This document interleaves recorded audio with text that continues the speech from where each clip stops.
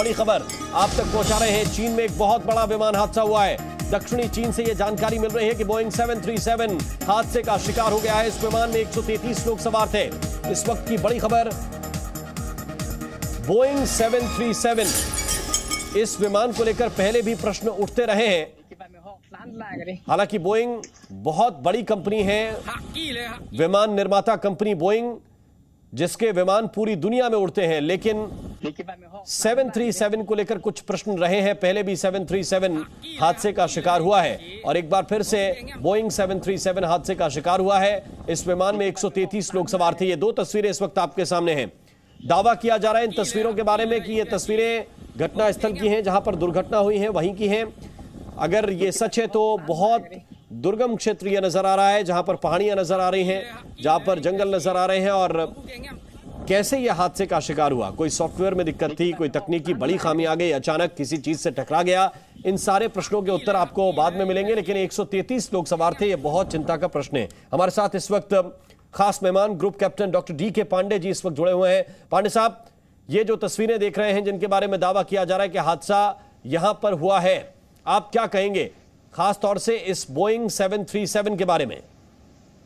देखिए, बहुत ही दुखद है ये, और इसमें 133 लोग जो थे प्लस क्रू, तो लगभग 137 लोगों की सूचना मिल रही है। लेकिन कारणों पर अभी स्पष्ट कोई वक्तव्य नहीं आया है कंपनी की तरफ से, न ही चाइनीज सोर्सों से ने कहा है। और ये अगर चाइनीज एविएशन सेक्टर का कहा जाए तो पिछले 10-12 साल में पूरा डिकेड उनका एक्सीडेंट फ्री रहा है।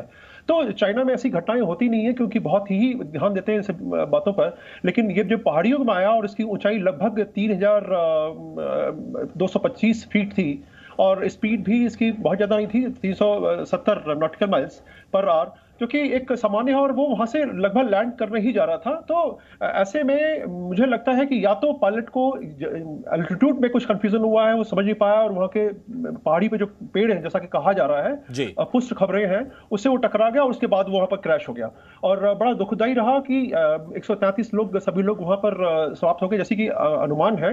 हालांकि बचाव दल गए हुए हैं और कोशिश कर रहे हैं कि कोई अगर बचा हो तो उनको आवश्यक मेडिकल फैसिलिटीज देकर उनको हेल्प की जाए, लेकिन संभावनाएं अभी कम है। और ये जहाज सुबह 5:11 GMT के हिसाब से टेक ऑफ किया 1:11 पर और 2:22 पर ये जो है एक्सीडेंट का शिकार हो गया।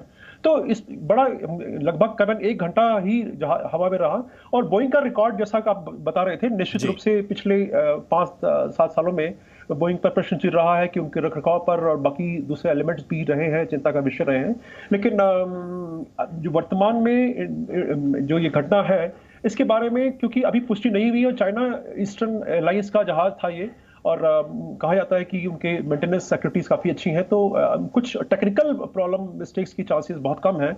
और जैसा कि लोग अनुमान लगा रहे हैं अभी, क्योंकि जब तक ऑफिशियल डिक्लेरेशन नहीं होता है तो कुछ कहना मुश्किल है, क्योंकि बहुत सारे वेरिएबल्स होते हैं और किस कारण से हुआ यह हादसा उसको निश्चित करना थोड़ा समय लगता है।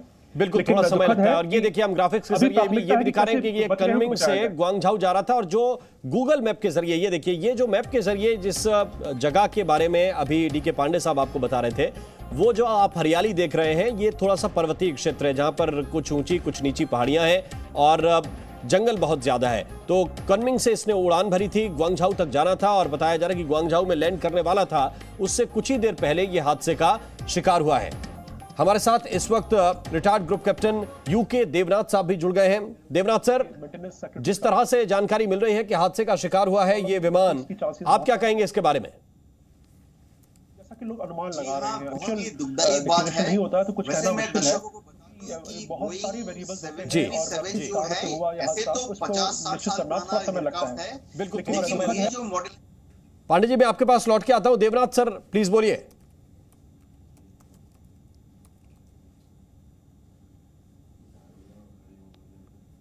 देवनाथ जी के पास मैं वापस लौट के जाऊंगा। यूके देवनाथ हमारे साथ जुड़े हुए हैं, उनके भी एक रिएक्शन लूंगा। लेकिन जिस तरह से ये जो लोकेशन सर नजर आ रही है, पांडे जी, जो लोकेशन इस वक्त नजर आ रही है, मैप के जरिए भी दर्शकों को दिखाने की कोशिश कर रहे हैं, जो तस्वीरें इस हादसे के संबंध में वायरल हो रही हैं, वो भी ये बता रही हैं कि ये पर्वतीय क्षेत्र है जहां पर हादसा हुआ है। जी, वहाँ की क्योंकि देखिए हाइट इसकी 1 किलोमीटर है और उन पर्वत श्रृंखलाओं की हाइट कितनी है वो देखना पड़ेगा। लेकिन ये मिस जजमेंट का है, कई बार होता है कि आदमी जो है वो ओवर कॉन्फिडेंस में जो है क्रू शायद, लेकिन ऐसी गलतियां होती नहीं क्योंकि बहुत अनुभवी क्रू जो है बोइंग उड़ाते हैं। और ये हादसा मिस जजमेंट की वजह से हुआ जहां तक ये अंदाजा लगाया जा रहा है, क्योंकि वो ये जहाज हमेशा नियमित रूप से शेड्यूल फ्लाइट थी इनकी, ऐसा नहीं कि वो विशेष आयोजन था। और ऐसे मौके पर एक्सीडेंट होने की संभावना, ऐसे कहना थोड़ा सा मुश्किल है क्योंकि बहुत सारे वेरिएबल्स हैं। और ये जहां तक बोइंग की बात है, बोइंग के जो पिछले एक्सीडेंट्स हुए हैं वो भी चिंता का विषय रहा है, लेकिन उस पर काफी स्टडी होती रही। और ये कहा जाता था कि बोइंग जो है वो बहुत ही रिलायबल है। इसलिए देखिए पूरे विश्व में बोइंग और एयरबस दो ही जो कंपनियां हैं एविएशन सेक्टर में जो कि दबदबा बनाई हुई हैं। बिल्कुल, तो आप हमारे साथ बने रहिए। ये भी हम इस वक्त दर्शकों को दिखा रहे हैं कि ये कुनमिंग से ग्वांगझाऊ की तरफ उड़ान भर रहा था, ग्वांगझाऊ में इसको लैंड करना था। 133 लोग इसमें सवार थे। और ये देखिए 3 तस्वीरों के जरिए हम आपको दिखा रहे हैं। दावा जहां किया जा रहा है कि विमान क्रैश हुआ है, इसका मलबा भी एक तस्वीर में दावा किया जा रहा है कि ये बोइंग 737 का मलबा है। और जिन पहाड़ियों में हादसा हुआ है वो एयर रूट भी हम इस वक्त आपको दिखाने की कोशिश कर रहे हैं। हमारे साथ यूके देवनाथ साहब जुड़े हुए हैं। देवनाथ साहब, आपका अनुभव क्या कहता है, कैसे यह हादसा हुआ होगा?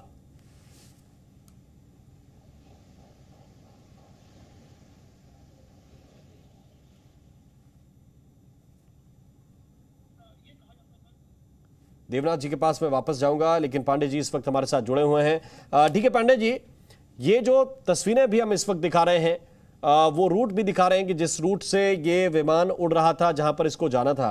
लेकिन हम जब बोइंग 737 की बात करते हैं, इससे पहले जो हादसे हुए हैं उसके बाद ये भी कहा गया कि सॉफ्टवेयर में कुछ तकनीकी दिक्कत है, उस पर भी कंपनी काम करेगी। जैसे आप कह रहे हैं कि 737 को अगर छोड़ दें तो बोइंग की बाकी जो उड़ानें हैं वो बहुत ही रिलायबल हैं। क्या आपको लगता है कि इस मॉडल के साथ कोई तकनीकी दिक्कत है? देखिए ये एविएशन ऐसा सेक्टर है जहां पर जब तक की पूरी रिलायबिलिटी नहीं हो तब तक जहाज को नहीं उतारा जाता, क्योंकि इसमें जो पैसेंजर्स की लाइफ का सवाल है तो कोई भी ऑपरेटिंग एविएशन कंपनी इसमें चांस नहीं लेती। और क्योंकि और दूसरा जो मार्केट ही देखिए कमर्शियल एविएशन है ये, और जो एक सेफ सफर प्रोवाइड करेगा, अच्छी सुविधाएं देगा, जो है पैसेंजर्स उनके पास ही जाएंगे। तो इन सब मद्देनजर एक और काफी कंपटीशन समय के साथ बहुत कंपटीशन बढ़ता गया है डिफरेंट एयरलाइंस के बीच में। तो इनका ध्यान में रखते हुए कोशिश ये की जाती है कि किसी भी हादसे की संभावनाओं को एकदम धूमिल कर दिया जाए। और लगभग जहाज जो जब टेक ऑफ करता है तो टेक्निकल एक्सपर्ट्स उसको देखने के बाद ये कहते हैं कि अब ये जहाज उड़ने के काबिल है। और इनके मेंटेनेंस एक्टिविटीज होती हैं जो कि ए चेक, बी चेक और सी चेक और डी चेक के नाम पर इनको बोला जाता है। हम टेक्निकल में नहीं जाएंगे, लेकिन ये चीजें कुल मिलाकर कहने का तात्पर्य ये है कि इनके रख रखाव में किसी प्रकार की कोताही नहीं बरती जाती। तो दो ही संभावना होती है, या तो तकनीकी कोई कारण रहा हो या मानवीय कारण। तो तकनीकी कारण की संभावना अभी, क्योंकि बोला गया है कि ऐसा कुछ नहीं है, कोई करेक्ट स्टेटमेंट नहीं आया है, तो अभी कहना मुश्किल है। और जहां तक ह्यूमन फैक्टर की बात है तो वो मिस जजमेंट का एक आइडिया हो सकता है कि जब वो लैंड करने जा रहे हो और उनको जो है ध्यान नहीं रहा हो हाइट का, जो डिसाइड वो कर रहे थे, क्योंकि हाइट जो बताई जैसी गई है कि लगभग 1 किलोमीटर थी और वहां से लैंड करना था। तो लैंडिंग के पहले जब फाइनल्स के लिए जाते हैं तो वो निश्चित रूप से डिसेंड करते हैं और स्पीड भी कंट्रोल रखी जाती है।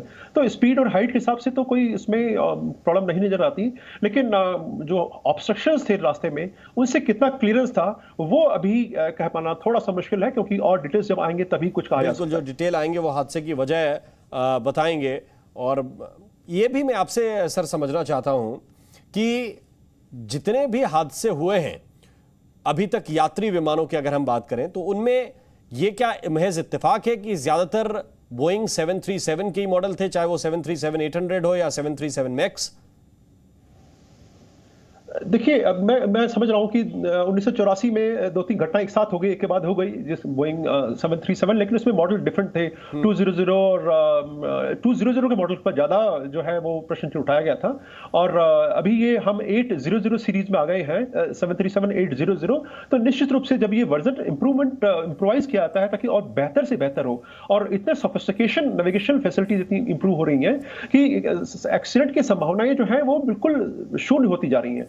और कहा जाता है कि नील विजिबिलिटी में और सभी प्रकार के वेदर एनवायरनमेंट में भी फ्लाइंग की जा सकती है। जैसे कि यूरोप में आप जानते हैं कि सब जीरो टेम्परेचर में कितना फॉग होता है और तब भी जो जहाज वहां पर ऑपरेट करते हैं, क्योंकि ऐसी नेविगेशन ऑन बोर्ड होता है और ग्राउंड पर फैसिलिटी दी जाती है ताकि किसी प्रकार का एक्सीडेंट नहीं हो। देखिए, दो बहुत ही महत्वपूर्ण चीजें हैं, एक तो पैसेंजर्स की लाइफ, दूसरा जो बिजनेस, जो इकोनॉमिक्स इसके पीछे इन्वॉल्व है, बहुत बड़ा अमाउंट जो है इसमें इन्वॉल्व होता है। और सभी कंपनियां चाहती हैं कि वो उनकी किस प्रकार की जो उनका गुडविल है मार्केट में, उस पर किसी प्रकार की चोट ना पहुंचे। ये हादसा हुआ निश्चित रूप से दुखद है, लेकिन अब खोज की जाएगी। चाइनीज एविएशन सेक्टर के लोग जो हैं वो भी इसमें खोजबीन करेंगे। साथ में बोइंग एयरलाइंस, बोइंग एयरक्राफ्ट के जो मैन्युफैक्चरर्स हैं वो भी देखेंगे कि ओईएम ये ऑब्जर्व करेंगे कि किन कारणों से हुआ और उन कारणों को कैसे समाप्त किया जा सकता है।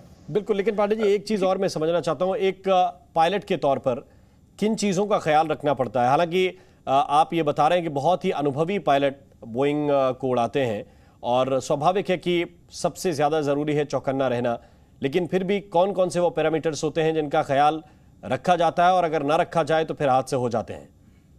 देखिए, जब हम जहाज की तरफ मूव करते हैं तो सबसे पहले देखते हैं कि उसकी जो टेक्निकल हेल्थ है वो जहाज की क्या साउंड है कि नहीं। तो जो टेक्निकल टीम, मेंटेनेंस टीम होती है, वो एक सर्टिफिकेट देती है और बताती है कि उनके मापदंडों पर वो खरा उतरा है और तभी वो जहाज उड़ान के लिए प्रस्तुत है। उसके बाद ये देखा जाता है कि जो वेदर एलिमेंट है, मौसम कैसा है, डेस्टिनेशन का इन रूट कैसा है और टेक ऑफ और लैंडिंग के अंदर क्या समस्याएं आ सकती हैं वेदर की वजह से, मेट्रोलॉजिकल जो फैक्टर्स हैं उनको दिमाग में रखा जाता है और उसके बाद ही निर्णय लिया जाता है कि क्या हम जहाज टेक ऑफ के लें या अभी और डिले करें जब तक कि मौसम अनुकूल न हो।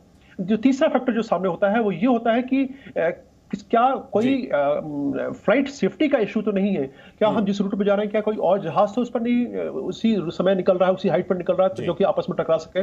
तो जो ट्रैफिक की तो ये जो मोटी बातें उनका ख्याल तो रखा जाता है, लेकिन फिर भी मैनुअल मिस्टेक हो भी सकती है, तकनीकी खामी भी हो सकती है। जब इस मामले की जांच होगी तब विस्तार से चीजें सामने आएंगी। बहुत बहुत शुक्रिया, बहुत बहुत धन्यवाद डीके पांडे साहब, आपने हमारे साथ जुड़कर दर्शकों को ये जानकारी दी। Presenting B News app, available on Google Play and App Store. Download it now.